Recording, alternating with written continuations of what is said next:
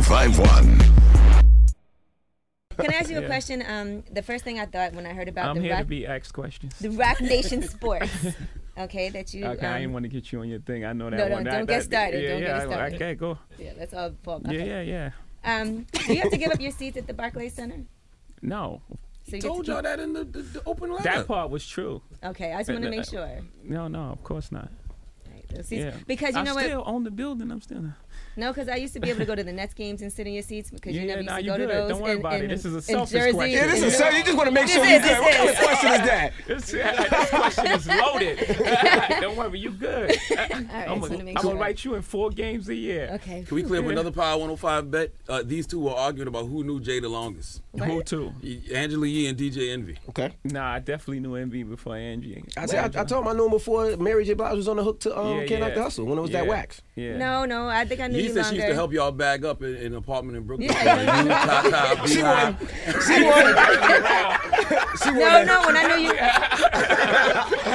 I think I might have known you longer than Envy though. I might have. Because I should have bought that tape in. Because when I first met you, you were giving out cassettes of Dead President's single. Yeah, at that the was Palladium. too late by then.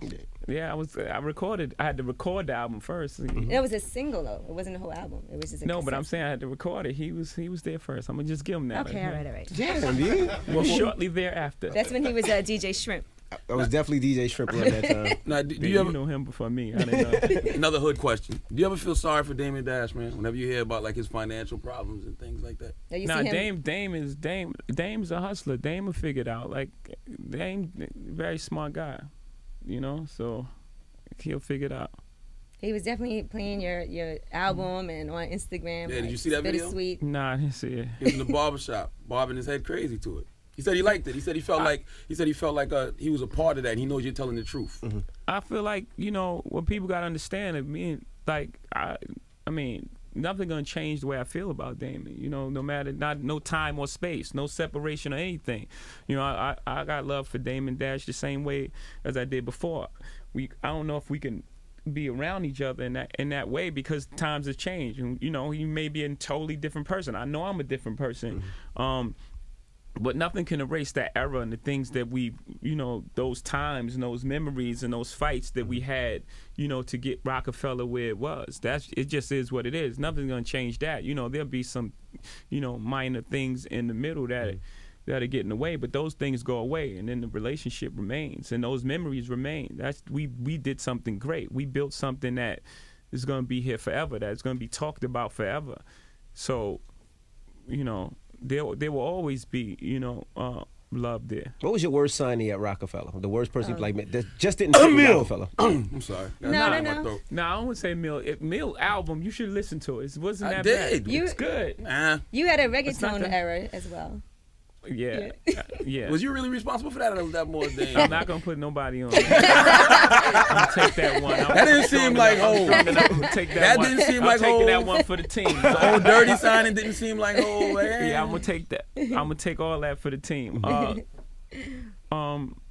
what was the worst signing? Yeah. He don't want to throw. You was talking about how Emil was your worst there's somebody signing. that didn't fit. There's somebody that didn't fit. I don't. Let me think about that. And then what was the artist you passed upon that you could have had that you didn't sign? And passed on? I don't know. Was there any artist you passed on? I don't know if we passed on anybody that was great. Because we signed everybody. At the end, y'all signed everybody. Y'all signed everybody. Tax write-offs. Yeah. Oh my God. That's not even like a real thing, but it's funny. When you look at the game. And, you know, you look at where you're at now and you look at the peers you came up with in the 90s, did you say to yourself, I knew I was going to be here and I knew those guys were going to be there? And I'm asking you that because I want to know what you think of the game now and who's going to be here 10 years from now. Yeah, I absolutely, because I wanted to be here, you know, and I saw a lot of people let opportunities go. I was like, oh, he's not gonna be around. Why aren't you doing this? If I had that, I'll be doing this. And I think about it in those terms. I think about it not outside of what we do. I think about it just in strategic moves. When you have it and you're about to have it, and you know what happens. And you know, I remember one time walking in the studio and it was like a small gap, and Bleak Beans. Everybody was in there, and I was like, man, I'm telling you, man, y'all got a chance right now. Just flood it, put out a lot of music because 50 Cent is coming. And you know, 4 months later, In the Club hit, and it was over. And it was just like, okay, now everybody got to sit on the sidelines and wait this tide to wave out. So like just seeing things like that. I remember when you wanted to sign Wayne before Wayne really took off. Yeah. So you have that kind of vision. So who do you see now that's going to be here 10 years from now? Have they reached the level to get a shout out? Yeah. These people that I'm about to mention definitely reached the level. I mean, obviously J. Cole, Kendrick. Drake, absolutely, Kendrick as well. I think just on he's talented, very talented, but just on sheer will and wanting it, Wale is gonna be here as well. And I don't want to stretch. I'm sure it's other people, but I just want, Now you mentioned Lil Wayne. I know that you guys were this close to signing Wayne. What happened with that deal? Because I mean, Wayne was damn near saying he was Rockefeller, and then it just went left. The truth is, it's the first time I ever told this truth. The truth is, after I had a meeting with Wayne, I had a relationship with Baby, so. I used to go to New Orleans. I would hang out with him. He had me in the purple little, whatever that car was. You remember them purple little cars? The Prowler. Prowler going down the street, no top. People trying to jump in the car, So I felt it was only right to call him. I called them out of respect. Like, yo, I was talking to Wayne, just letting you know, boom, boom, boom. So after that, I think we received a letter at our office for like torturous interference. Whoa. And I was like, whoa. Is it sports? They do that? It was like, whoa. And it just all went from there. But, I think I would rather, lose that situation and do the right thing than the opposite. Because I think I could have signed him. I could have signed him and then told him after. But, I did the right thing and I'm cool with that decision. How close were you to really spanking Wayne when he threw that shot at the wife? It was all right. It's part of the sport and the competition. I didn't take it serious. I didn't view it as a threat. I thought it was just a flip of a line that I said because I said he ain't got my wifey money. I wasn't really speaking to him, but I guess he's holding the flag, so he did the right thing for his camp. And but I didn't take it as a real threat. I took it as a flip of a line. Now another hood question. People always say, if Biggie hadn't have passed, Hov wouldn't be here. I know you've heard that before. That's ridiculous, right? I mean, I was here while Biggie was here. Well, some people say you made your best material when he was here. Yeah, I think just us again, like I said, still sharp and still. The way we were working and the album that we were going to create together would have only made me better, as a lyricist. So, and it's just like that's God's plan. It's God's plan. It's just like saying Biggie wouldn't be here if Rakim had been on the Faith remix, or it's like you can make up any scenario in your mind why a person shouldn't be here, or a person wouldn't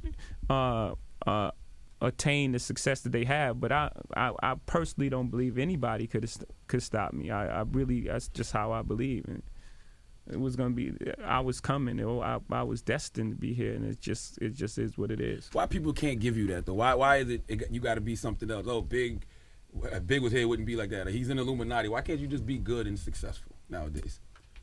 That's a very philosophical question because you have to. I can only assume, right? I can only assume because I don't know the answer to that, except that sometimes people's success, make people feel, instead of saying, "Wow, that person's successful," and I'm inspired. Well, some people are. Some people are like, that person's successful. I'm a strive and I'm gonna be exactly where they are. And some people are just like, they got the reverse attitude, like their success means my failure. So I hate that success. So I have to make some kind of explanation of why they're here and why they shouldn't be here and then why they wouldn't be here if this person was here. Who thinks like that? If you take that Black long people. to think, if you take that long, It's not just black That people. is. That's more so in hip hop, black culture. if you take that long to think about someone why they shouldn't be here, then you're good, and you should be doing something with that intelligence. Right? You should apply that intelligence to something else. Absolutely. Right? If you like that person would be here, you like a scientist. You should really be figuring out some that can help us in the world. Now, for you moving into sports management, does it feel to you like a lot of people don't want you to succeed because they're saying that's a really tough business? There's a lot of agents that feel like, well, what does Jay-Z know about sports management? And he hasn't done this and he hasn't done that. Yeah, but they have that thing that that belief that you can only do one thing. You know, we don't have that. We're not inflicted with that disease. You know, I can walk and chew gum. You know, it's like it's insane to even say that. What does he know about sports? It's like everything, more than you. You know, and as far as business, those guys have been they've been sitting around just doing the typical thing, right? They get an artist, right? They sometimes, you know, however they acquire the artist. I don't want to do that to them. However they acquire the artist, the athlete, they get them, and then they knock on the same doors. They go to Nike, you know, they do the contract, and they sit back. They don't do anything else. Right. So they've been sitting around for 20, 30 years just not doing anything. Same formula. Yeah, so me coming, that's a problem for them because now they have to go to work. Now they have to wake up. Now they have to do things. So they don't want me around because now they have to do something for these athletes. And my whole thing is, you know, for the most part, I'm going to do more for the athlete than they're going to do for me and at the end of the day. I do this because it's an extension of the bigger goal. The bigger goal is to, you know, for all artists to get their just due. Not these guys not to get half-ass agents or people who rob them or people don't care about their finances. They don't even care about that. That's why those guys go broke in 4 years. It's like a shame. Right. It's the average is 3 to 4 years. We're talking about guys who signing for $90 million, $86 million are broke in 4 years. That's terrible money management. But because these guys don't care. They just taking whatever is going to get them a check, and they're not even worrying about all that. We're doing all of that. We're almost do that better. We're almost a better money management firm, and then agents. Yeah, that's been an ongoing problem with sports, with athletes going broke. NFL, that's their representation, not caring about artists as well too. But then you have people who will say, "What does Jay-Z know about money?" Yeah, right. Nobody's gonna say that. Is that something you do for all your artists as well? Is kind of put them through some type of financial training and set them up in that way? Yes. Yeah. When Master P was here, he said he would never do the sports agency thing again because athletes are too spoiled and there's really no money in the thing. But I mean, I hear you saying it's a bigger purpose. You want to teach people how to keep their money, basically. Absolutely. Because it don't make you any. Yeah. Not that it's all like this, you know, philanthropic thing. It's a business as well. But again, you know, I'm going to contribute just as much or more to an athlete's career than they can ever give me. You know. Now, what made you decide to get up out of Def Jam as president? When you went over there to be president, and then I kind of felt like maybe you felt it just wasn't right for you to be working at the label. Make room for Packers. Yeah, Packers is coming up. Packers is coming. You know, more so, I wanted to do more. I wanted to do more things than to make music. You know, and in that position, I was in a position to foster artists' careers and just make money. And you know, I was knocking on the doors of all the powers that be, and was like, "Yo, you understand? Like, I can do more." Before this, you know, Beats by Dre and all that, I was like, I could do things like that. You know, I can identify companies. We'll go get Billionaire Boys Club. This is before it was part of, you know, our thing. You know, I was like, we can get Billionaires Boys Club, and you know, it's hot right now, and then all the artists want to wear it anyway. We let the artists wear it. You know, I'm giving these guys like these elaborate, well, not elaborate. I'm giving these guys these simple business plans. You know, and it was just like, no, just Bring some artists. Bring some hits. Yeah. And I was like, well, then I gotta move on then, because my time now is being wasted. Now, you know, if you walk around with that chain all day, people are going to be asking you, what's the science?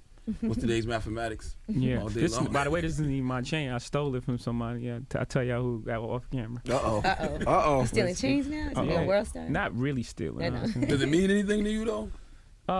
Yeah, a little bit. I'm with you. Yeah. I don't like the conversation either.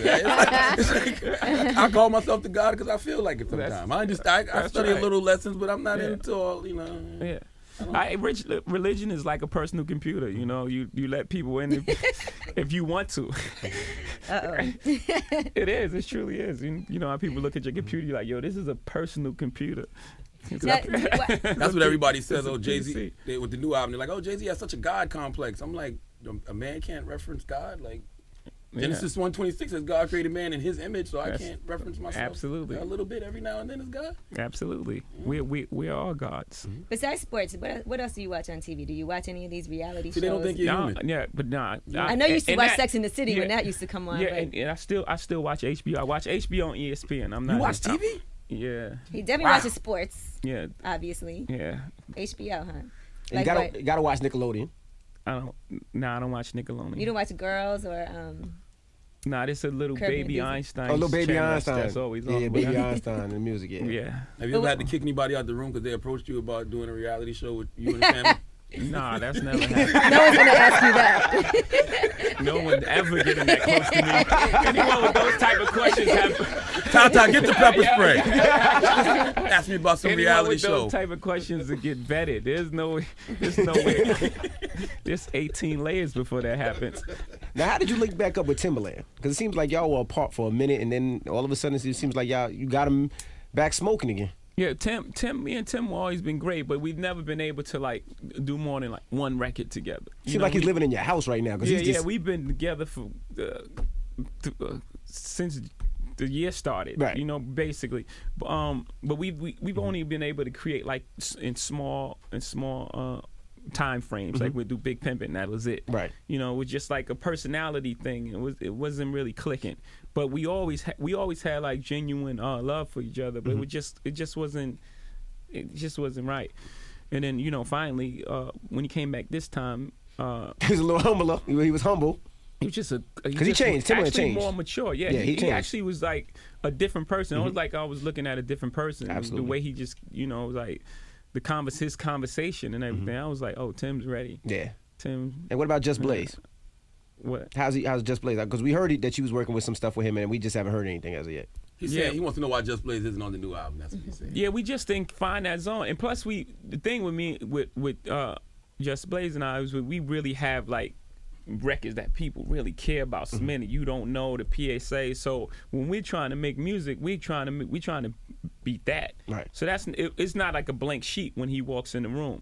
You know, with Timberland, we make Big Pimpin' and Dirt Off Your Shoulders. We can always, you know, those are hit records. We can always find a zone. You know, these are records that are like the foundation to my career. So we're in there trying to beat those, and that's gonna be hard. That's hard for us to do, and that takes time.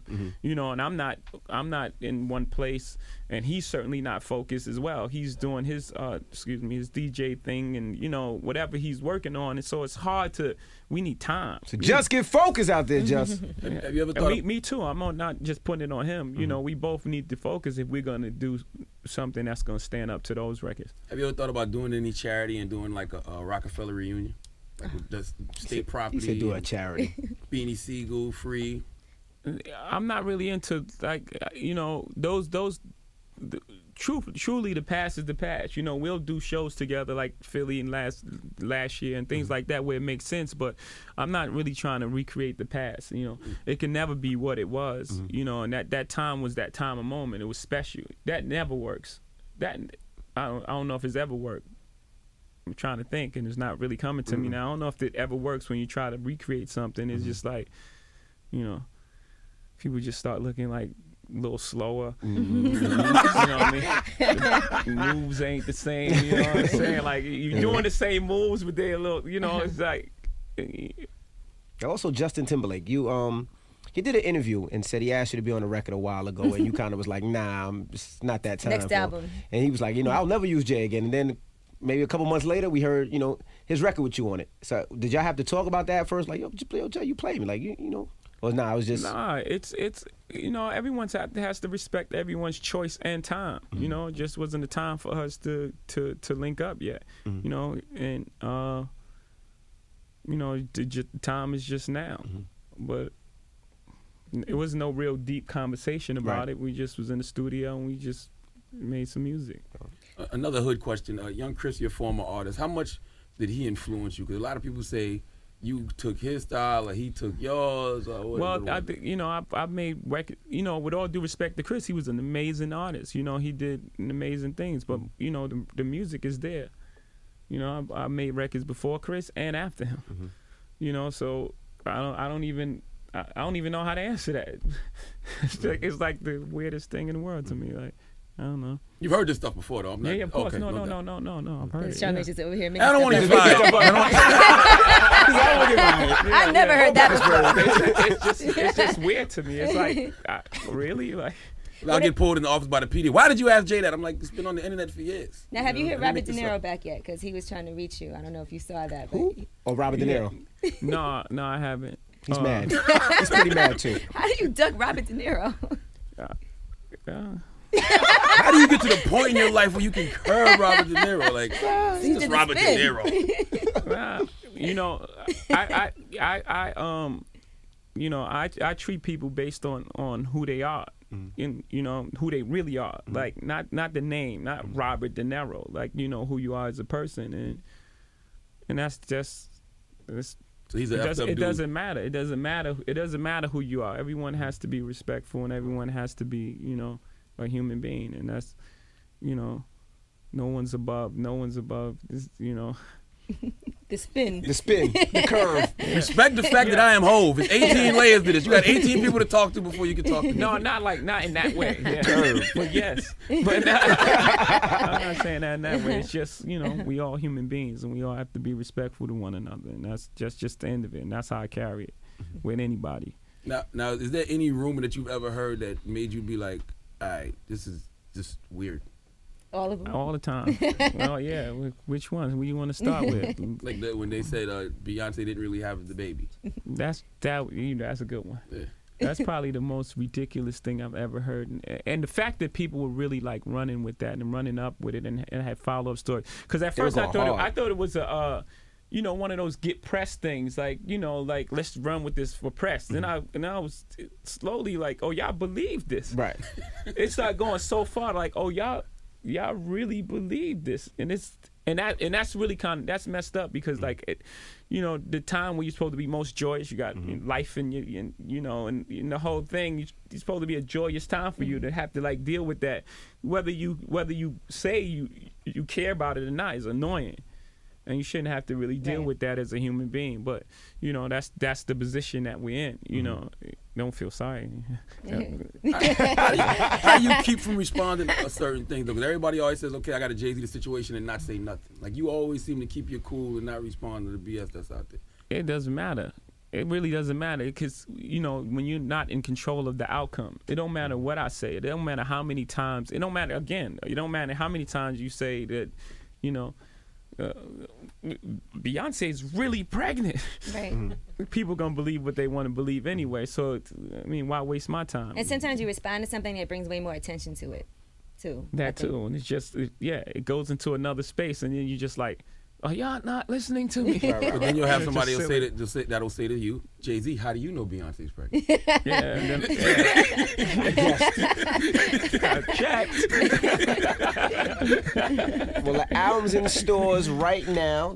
We appreciate you stopping through. Now, some of the lyrics on the album, this is something that the intern pulled up, and she was reading. Oh, don't try to put it on somebody else, Envy. Now, I'm going to read it. She was talking about Beyonce cheating on you. And I guess in your lyrics you said, keep cheating on me, what I do, I take you back. For all right, he's about to get fired. I don't know nothing about cutting my back on this. No, that record is about fame.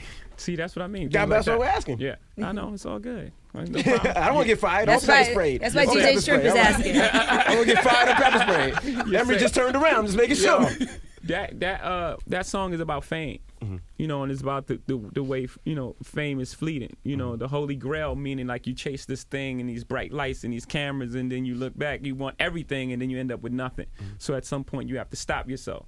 You know, so that whole first verse is me complaining about it. You know, the fame, she cheats on me. You know, she hangs out with Kanye and Drake and J. Cole, and what I do, I took her back. You know, so when it's my turn, I take her back. So the whole thing is about fame, and then the second verse is about, you know, fame. You know, it's not really about anything. So I start to rationalize, and it says people dying back where I was from, like putting it in real perspective. Right. Like, I don't care about this. I mean, people got real life problems where I live, where, you know, where I grew up. People are dying and getting shot daily. You know, like 40-something people got shot in Chicago. What I care about being on Envy show. Right. No, It's a good show. But do you have these That's a good you know what I'm conversations? saying? But I'm saying like let's put it all in perspective. Right. That's You true. know, I got a good life.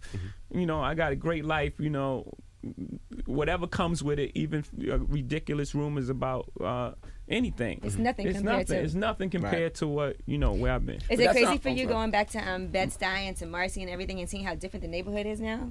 Yeah, it's like condos. It was like these huge condos. It's expensive like to live condos there. right across the street. I got a great story for that. I don't forget what album it was. Maybe 2 or 3 albums ago. The guy who does the sample came to. He came in the studio and he was like, "Yeah, I bought a great condo right across the street from Marcy Project," and I was like, I don't get it. You know, 'cause he was like, you know, up really had a great job, great position. He was making good money, and I was like, why does he live across the street from Marcy Project? Right? And then he was like, he came back a couple days later. He was like, yeah, we moved. He said at nighttime, you know, his wife was pregnant. He said at nighttime we heard pow, pow. He said I thought it was firecrackers, and it kept going pow, pow. He went and seen the apartment in the daytime. Right. So that's a bit of advice for everybody. No, I've been see the apartment at day. You have and to ride night. through at night, and when it's hot out, that's when you really can tell what a neighborhood is like. Because I'm looking at Bed-Stuy and everything is like over $1 million, and it never used to be like. It's crazy. Now, my final question: what you said about fame? Do you ever have that conversation with Ye? Like, Ye, it's just the paparazzi. That's not a real problem. Yeah, all the time.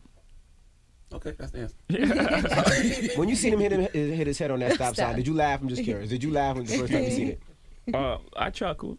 All right. When you saw Charlamagne getting chased outside the building, did you laugh? That was pretty funny. I laughed really hard.